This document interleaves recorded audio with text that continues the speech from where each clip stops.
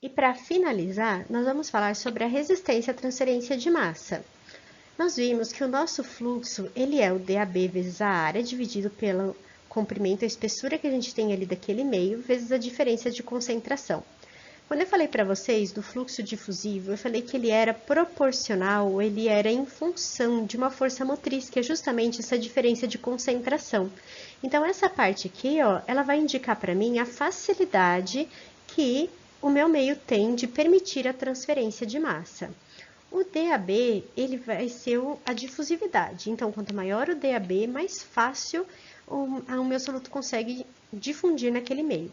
Quanto maior a área, também vai ser maior o meu fluxo. Mas quanto maior a espessura, mais resistência o meu meio vai ter. Então, mais difícil vai ser o meu fluxo, menor vai ser o meu fluxo. Então, a gente pode escrever o fluxo em função da resistência à transferência de massa, igual que a gente fazia lá na transferência de calor, lembra? E se a gente mudar o fluxo com Rm de lugar, eu posso definir a resistência à transferência de massa como a diferença de concentração dividido pelo fluxo.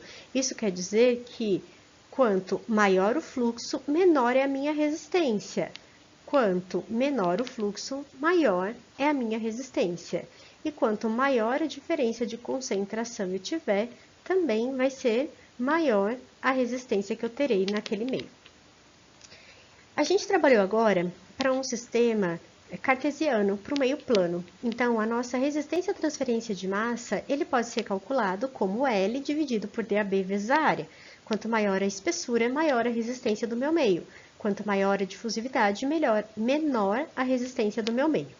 Nós podemos trabalhar também no meio cilíndrico, que vai depender a resistência do tamanho do raio, sendo que o R2 é maior do que o R1, e o comprimento desse meu cilindro. E para um meio esférico, nós temos também a resistência calculada dessa maneira. Para ficar mais fácil da gente identificar isso, eu peguei lá do livro do Incropero uma tabela que mostra qual que é essas medidas que a gente está trabalhando.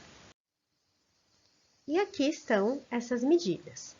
Eu tenho aqui no meio plano as frações inicial e final, aqui que multiplicando pela concentração total do meu sistema, eu tenho as concentrações iniciais e final, e o L é a espessura do meu meio, e a área é essa daqui, ó, a área da seção transversal. No meu meio cilíndrico, aqui o R2 é o R externo, o R1 é o R interno, e a minha resistência ela vai ocorrer aqui, ó, nesse meio.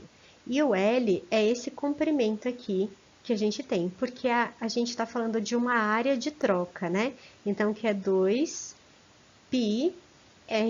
fazendo as suas determinadas simplificações, ele ficou 2πL. Então, esse L ele veio da área de troca que a gente tem aqui.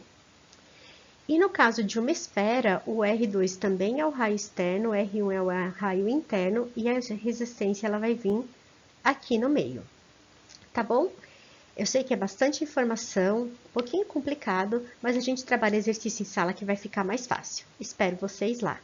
Tchau, tchau.